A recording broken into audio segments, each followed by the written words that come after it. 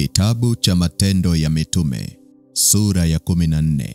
Neno la Mungu linasema, ikawa huko Ikonio, wakaingia pamoja katika sinagogi la Wayahudi, na kwa vile walivyonena, kundi kubwa la Wayahudi na la Wayunani wakaamini. Walakini Wayahudi wasioamini wakawataharakisha watu wa mataifa, na kuwatia nia mbaya juu ya ndugu. Basi wakakaa huko wakati mwingi, wakinena kwa ushujaa katika Bwana, aliyelishuhudia neno la neema yake, akiwajalia ishara na maajabu yatendeke kwa mikono yao. Lakini jamii ya watu wa mjini wakafarakana. Hawa walikuwa upande wa Wayahudi na hawa upande wa mitume. Hata palitokea shambulio la watu wa mataifa, na Wayahudi pamoja na wakubwa wao juu yao, kuwatenda jeuri na kuwapiga kwa mawe. Wao wakapata habari, wakakimbilia Listra na Derbe, miji ya Likaonia na nchi zilizo kando kando, wakakaa huko wakihubiri Injili. Na huko Listra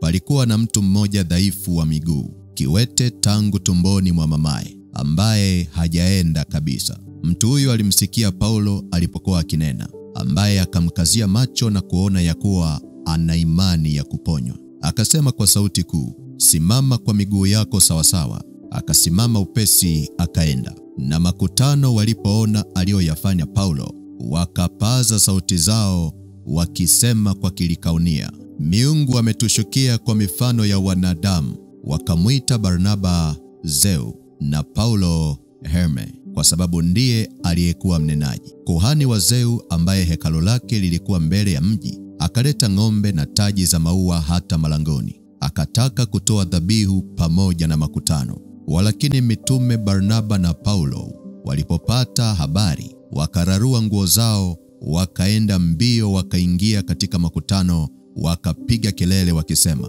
akina Bwana, mbona mnafanya haya? Sisi nasi tu wanadamu hali moja na ninyi. Twawahubiri habari njema ili mgeuke na kuyaacha mambo haya ya ubatili, na kumweka Mungu aliye hai, aliyeumba mbingu na nchi na bahari na vitu vyote vilivyomo, ambaye zamani zilipita aliwaacha mataifa yote waende katika njia zao wenyewe. Lakini hakujiacha pasipo ushuhuda, kwa kuwa alitenda mema, akiwapeni mvua kutoka mbinguni na nyakati za mavuno, akiwashibisha mioyo yenu chakula na furaha. Na kwa maneno hayo wakawazuia makutano kwa shida, wasiwatolee dhabihu. Lakini Wayahudi wakafika toka Antiokia na Ikonio, wakawashawishi makutano, hata wakampiga kwa mawe Paulo, wakamburuta nje ya mji, wakidhania ya kuwa amekwisha kufa. Lakini wanafunzi walipokuwa wakimzunguka pande zote, akasimama, akaingia ndani ya mji. Na siku ya pili yake akatoka, akaenda zake pamoja na Barnaba mpaka Derbe. Hata walipokwisha kuihubiri Injili katika mji ule na kupata wanafunzi wengi, wakarejea mpaka Listra na Ikonio na Antiokia, wakifanya imara roho za wanafunzi na kuwaonya wakae katika ile imani, na ya kwamba imetupasa kuingia katika ufalme wa Mungu kwa njia ya dhiki nyingi. Na walipokwisha kuwachagulia wazee katika kila kanisa na kuomba pamoja na kufunga, wakawaweka katika mikono ya Bwana waliyemwamini. Wakapita kati ya Pisidia, wakaingia Pamfilia, na baada ya kuhubiri lile neno katika Perge, wakateremka mpaka Atalia, na kutoka huko wakaabiri kwenda Antiokia. Huko ndiko walikoombewa neema ya Mungu kwa ile kazi waliokwisha kuitimiza. Hata walipofika, wakalikutanisha kanisa, wakawaeleza mambo yote aliyoyafanya Mungu pamoja nao, na ya kwamba amewafungulia mataifa mlango wa imani. Wakaketi huko wakati usiokuwa mchache pamoja na wanafunzi. Bwana Yesu asifiwe. Katika kitabu cha Matendo ya Mitume sura ya 14, tunaenda kufanya maombi ya kupata neema ya Mungu. Katika maisha tunayoishi hapa duniani, kuna mambo hayafanikiwi kwa sababu ya bidii peke yake. Kuna milango haifunguki kwa sababu ya kufanya kazi peke yake. Kuna watu wanafanya kazi kwa bidii sana, na kuna watu wanafanya kazi kwa nguvu sana, lakini hawapati wanachostahili kukipata. Ukisoma kwenye maandiko, unamwona Petro pamoja na wenzake wakihangaika kuvua samaki usiku kucha, lakini hawakupata kitu, ambayo inamaanisha ya kwamba kuna wakati unaweza ukafanya kazi na usipate. Kuna wakati unaweza ukahangaika na usipate kitu. na kuna wakati unaweza ukaweka bidii na bado usipate. Si kila mtu unayemwona anafanikiwa ni kwa sababu anafanya maombi sana. Kuna wengine wanaomba zaidi yako, na kuna wengine wanafunga zaidi yako, lakini kuna vitu Mungu amekupa wewe na wao hawana. Na hili linakuwa ni kama fumbo la maisha yetu hapa duniani, na ndivyo uhalisia wa maisha ulivyo. Kuna nyakati bidii itakuvusha, na kuna wakati bidii peke yake haitatosha kukupa unachokitaka. Kuna wakati kupambana kutakusaidia, lakini kuna wakati hutaona matokeo pamoja na kwamba umepambana sana. Sasa ni kitu gani kinapungua kwenye maisha yetu kiasi ambacho tunatumia nguvu kubwa bila matokeo? Ni kitu gani kinapungua kwenye maisha yetu pamoja na kwamba tunafanya kazi kwa bidii sana lakini hatupati matokeo? Ni kitu gani kinapungua kwenye maisha yetu pamoja na kwamba tunaomba na kufunga mifungo mirefu lakini bado hatupati matokeo? Unisikilize, itakusaidia. Kinachopungua kwenye maisha yetu ni neema ya Mungu. Hebu sema neema ya Mungu. Bwana Yesu asifiwe. Sasa neema ni uwezesho ambao Mungu anakupa wewe hata kama hukustahili.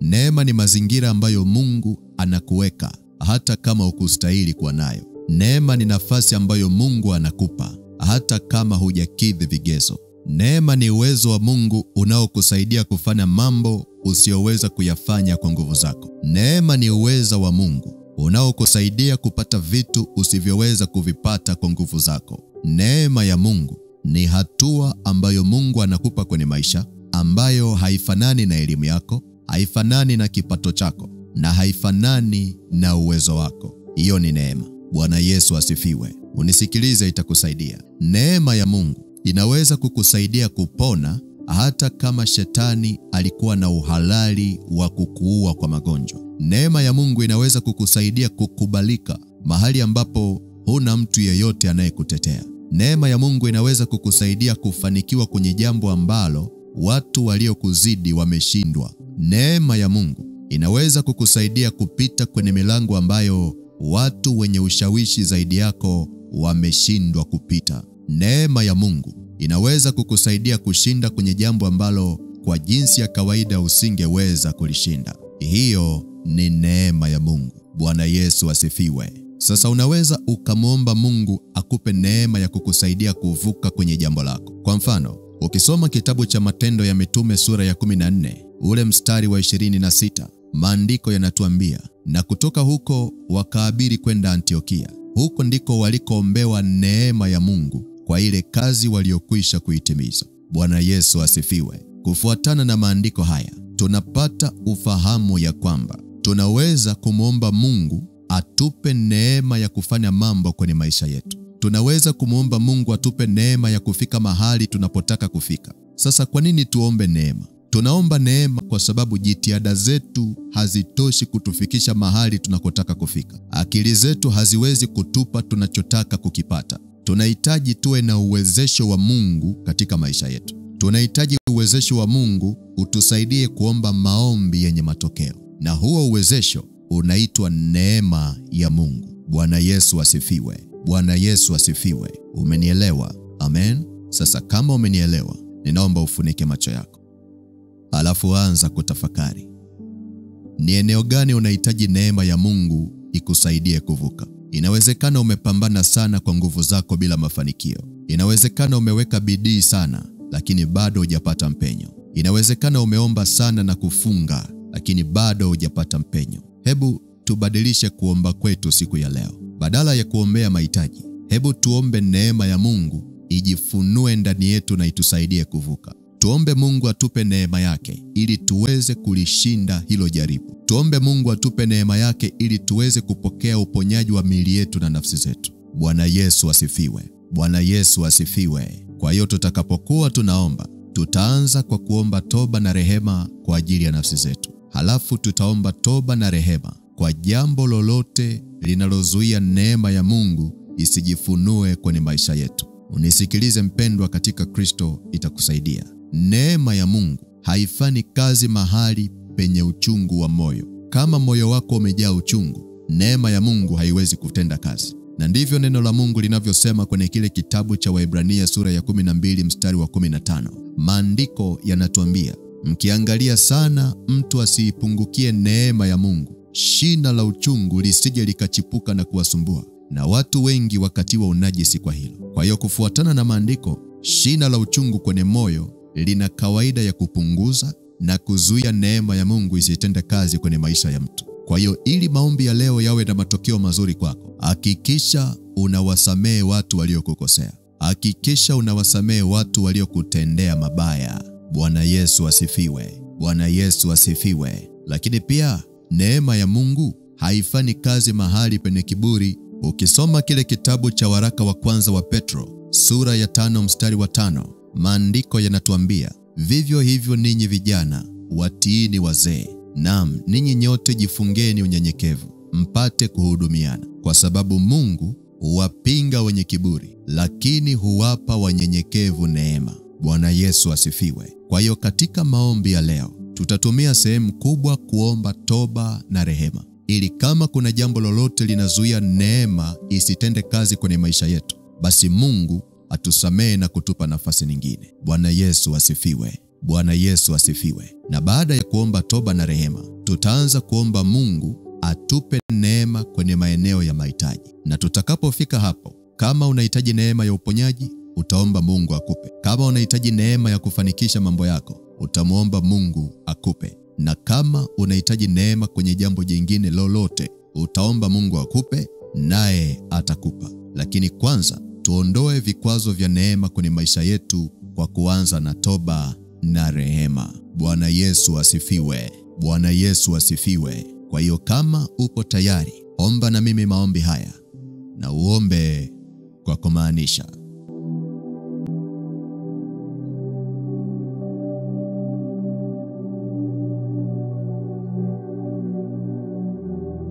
Sema: Mungu uliye hai, ninasogea kwenye kiti chako cha neema. Ninaomba nipate rehema kwa dhambi nilizotenda. Ninaomba unisamehe kwa makosa niliyofanya. Ninaomba unisamehe kwa uovu uliojificha ndani ya nafsi yangu. Ninatubu kwako, ninaomba unisamehe. Ninatubu kwako, ninaomba unisamehe. Katika jina la Yesu. Haya, kwa maneno ya kinywa chako, nenda mbele za Mungu kwa toba na rehema. Una jambo lolote ambalo unasikia kulitubia ndani ya moyo wako, mwambie Mungu akusamehe. Mwambie Mungu akurehemu. Endelea kuomba, endelea kuomba. Na unapoendelea kuomba toba, usisahau kutumia damu ya Yesu kujitakasa. Endelea kuomba, endelea kuomba. Endelea.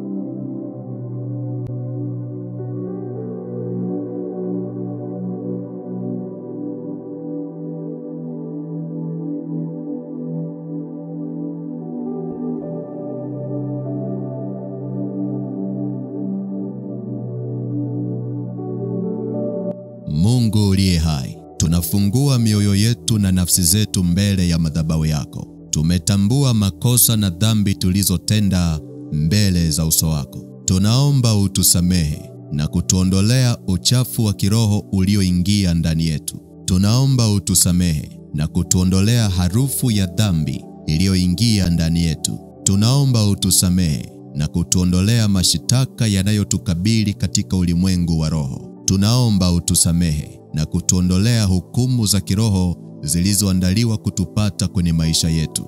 Baba wa rehema, tunaomba utusamehe. Baba wa rehema, tunaomba utusamehe. Tunaomba utusamehe kwa milango ya dhambi tulioifungua sisi wenyewe. Tunaomba utusamehe kwa uhalali tuliompa Shetani na kumruhusu atuangushe kwenye dhambi. Tunatubu kwako, tunaomba uturehemu. Tunatubu kwako, tunaomba uturehemu. Tunaomba damu ya Yesu iliyomwagika pale msalabani itutakase katika nafsi zetu. Tunaomba damu ya Yesu iliyomwagika pale msalabani ituondolee mihuri ya uharibifu kwenye nafsi zetu. Tunaomba damu ya Yesu itufutie hatia zote na hukumu zote za kiroho, maana tunajutia kukukosea wewe Bwana.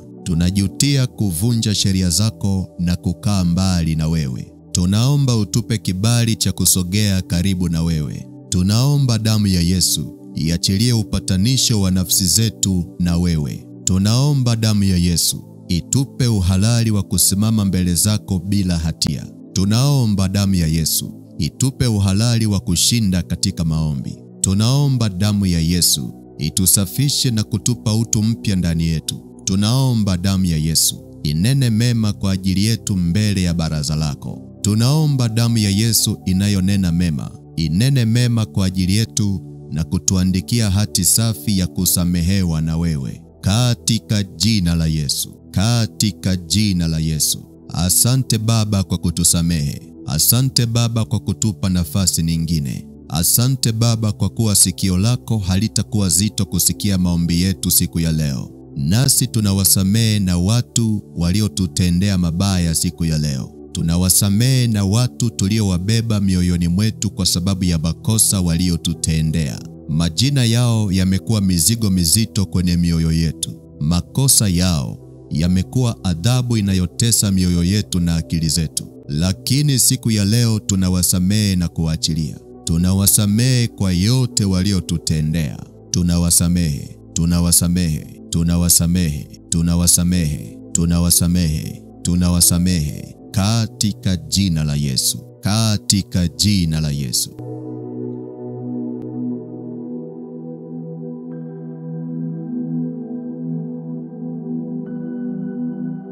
Kama umemaliza kufanya toba ya utakaso na unasikia umepata amani, anza sasa kuomba toba kwa jambo lolote linaloweza kuzuia neema ya Mungu isitende kazi kwenye maisha yako. Omba toba na rehema kwa kitu chochote kinachoweza kutumika katika ulimwengu wa roho kuzuia neema ya Mungu isikusaidie. Inawezekana kuna uchungu mkali sana kwenye moyo wako, na inawezekana umekaa nao kwa muda mrefu sana. Omba toba na rehema kwa Mungu. Mwambie Mungu, ninaomba unisamehe kwa kubeba uchungu ndani ya moyo wangu kwa muda mrefu. Ninaomba unisamehe kwa kuruhusu uchungu wa moyo utawale maisha yangu. Ninaomba unisamehe kwa kuruhusu uchungu wa moyo usimame kati yangu na wewe. Ninatubu Bwana, ninaomba unisamehe. Ninatubu Bwana, ninaomba unirehemu. Endelea kuomba namna hiyo, endelea kuomba namna hiyo. Na kama kinachozuia neema ya Mungu isitende kazi ndani yako ni kiburi cha uzima,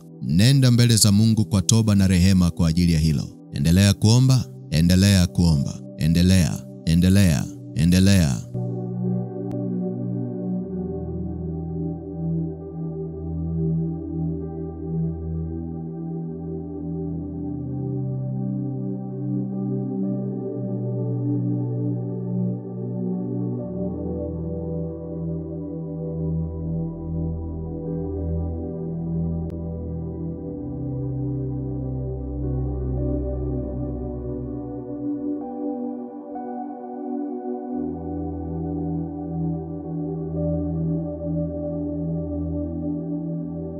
Mungu uliye hai, tunaomba utusamehe kwa jambo lolote linalozuia neema yako isitende kazi kwenye maisha yetu. Tunaomba utusamehe kwa sababu yoyote inayojulikana na isiyojulikana inayotumika kuzuia neema yako isitende kazi katika maisha yetu. Tunaomba toba na rehema. Tunaomba toba na rehema. Tunaomba toba na rehema. Kuna wakati mioyo yetu ilijaa uchungu mkali na tukashindwa kuipokea neema yako. Kuna wakati tuliona uchungu juu ya watu waliotukosea. Kuna wakati tulibeba uchungu juu yako Bwana, kwa sababu tuliona kama umetuonea kwa changamoto tulizopitia. Kuna wakati tulijawa na kiburi cha uzima ndani ya mioyo yetu na tukasahau kwamba wewe bado ni Mungu na utabaki kuwa Mungu. Tunaomba utusamehe kwa kiburi cha uzima. Tunaomba utusamehe kwa kiburi cha mafanikio tulionayo kilichotumika kutukosesha neema yako kwenye maisha yetu. Tunaomba utusamehe Bwana.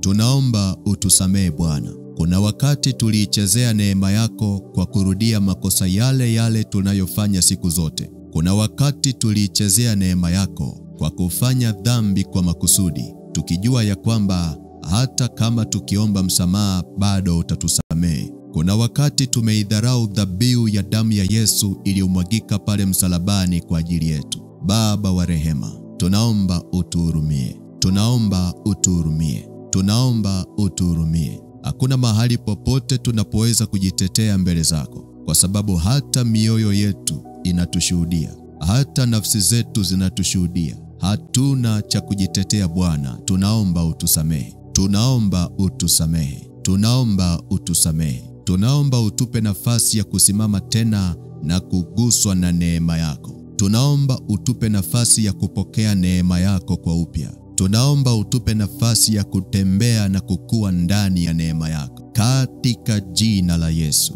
Katika jina la Yesu. Asante Baba kwa kutusikia. Asante Baba kwa kutusamehe. Katika jina la Yesu.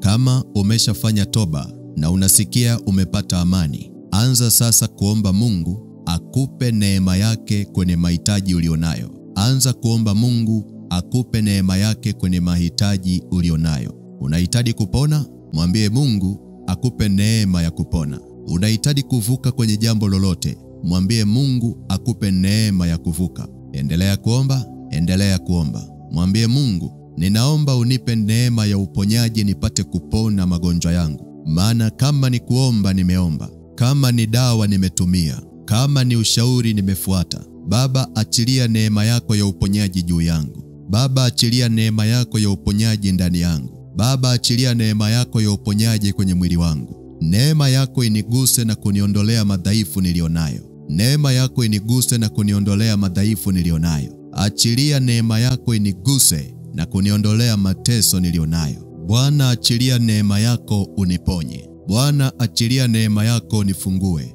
Bwana, achilia neema yako uniponye. Bwana, achilia neema yako unifungue. Endelea kuomba namna hiyo. Endelea kuomba namna hiyo. Omba Mungu akupe neema yake kwenye mahitaji yako. Taja yale mambo ambayo unajua ya kwamba umejitahidi sana kuyapigania lakini yameshindikana. Taja yale mambo ambayo unajua umejitahidi kuyahangaikia lakini bado yameshindikana. Mwambie Mungu akupe neema yake ili uweze kushinda. Mwambie Mungu akupe neema yake ili uweze kupokea haja ya moyo wako. Endelea kuomba, endelea kuomba. Endelea, endelea, endelea.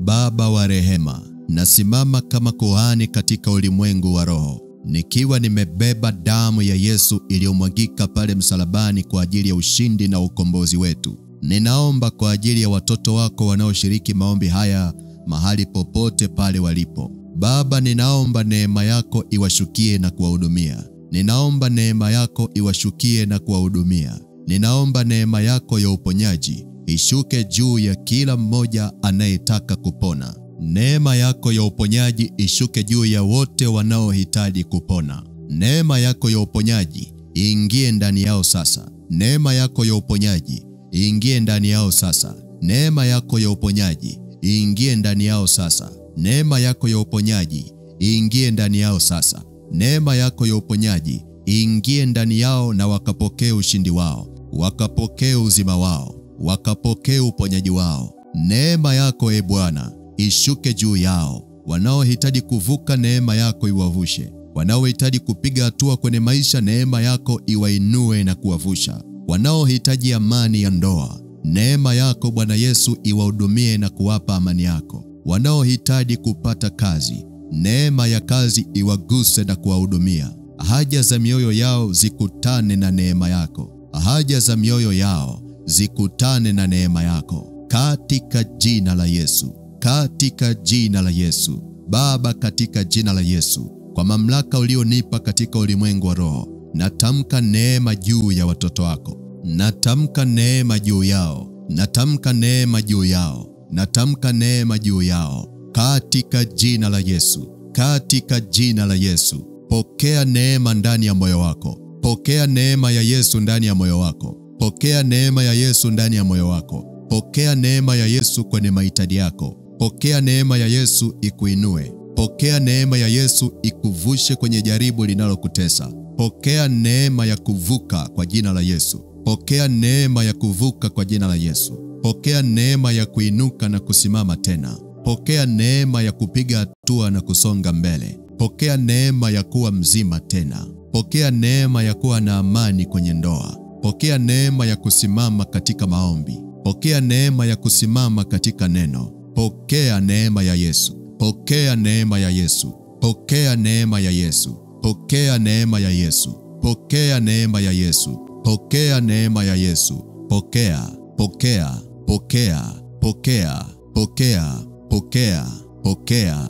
Katika jina la Yesu. Katika jina la Yesu. Ikawe kwako katika jina la Yesu. Ikawe kwako katika jina la Yesu. Ukamwone Bwana akikupigania kwenye mambo yaliyokushinda. Ukamwone Bwana akikuvusha kwenye majaribu yaliyokutesa. Ukamwone Bwana akikuponya kwenye magonjwa yaliyokutesa. Ukamwone Bwana akikushindia kwa jina la Yesu. Pokea hiyo neema kwa jina la Yesu. Pokea hiyo neema kwa jina la Yesu. Pokea hiyo neema kwa jina la Yesu. Katika jina la Yesu. Katika jina la Yesu. Katika jina la Yesu. Katika jina la Yesu. Amen. Bwana Yesu asifiwe. Kama umefanya maombi haya, napenda kukupa hongera kwa ushindi. Mungu akubariki sana kwa kusoma kitabu cha Matendo ya Mitume sura ya 14 yote. Kesho tutaendelea kusoma kitabu cha Matendo ya Mitume sura ya 15. Kwa hiyo usisahau kuandaa Biblia yako na ujiandae kwa maombi pia. Lakini kabla sijamaliza kipindi cha leo, nataka nikupe nafasi ya kuokoka. Yaani kumpa Yesu nafasi aingie ndani yako na afanyike kuwa Bwana na Mwokozi wa maisha yako. Unapookoka, unapata uhakika wa kuishi maisha ya ushindi ukiwa hapa duniani. Lakini pia unapompa Yesu maisha yako, hata ukifa leo, unakwenda mbinguni. Hii ni habari njema sana ya ufalme wa Mungu katika maisha yako. Kwa hiyo kama upo tayari na unamhitaji huyo Yesu akuokoe na aliandike jina lako katika kitabu cha uzima wa milele, fuatisha maombi haya. Sema: Mungu Baba, katika jina la Yesu, asante kwa kuniwezesha kusoma neno lako siku ya leo. Ninaomba unisamehe dhambi zangu zote nilizozitenda katika maisha yangu. Ninaomba unisamehe. Bwana Yesu, ninakuhitaji kwenye maisha yangu. Ninaomba uniokoe. Karibu ndani yangu Bwana Yesu. Kwa uweza wa Roho wako Mtakatifu, uwe Bwana na Mwokozi wa maisha yangu, kuanzia sasa na siku zote. Ninaomba uliandike jina langu kwenye kitabu cha uzima wa milele. Ninaomba unitie nguvu shetani asinishinde. Ninaomba unitie nguvu majaribu yasinishinde. Katika jina la Yesu. Amen. Kama umefanya sala hii, napenda kukupa hongera kwa kuokoka. Mungu akubariki sana. Tuonane tena siku ya kesho. Usisahau kuwashirikisha na watu unaowapenda ili waungane nasi katika vipindi hivi vya kusoma Biblia pamoja na maombi. Kumbuka, mtu yeyote atakayeokoka kwa sababu ulimtumia link, Bwana atakupa thawabu yako kwa sababu umeshiriki pamoja nami kuwapa watu habari njema na umeshiriki pamoja nami kuwapeleka watu kwa Yesu. Nami ninakutamkia baraka za Bwana. Bwana akubarikie na kukulinda. Bwana akuangazie nuru za uso wake na kukupa amani. Na damu ya Yesu ikufunike na kukutunza. Amen.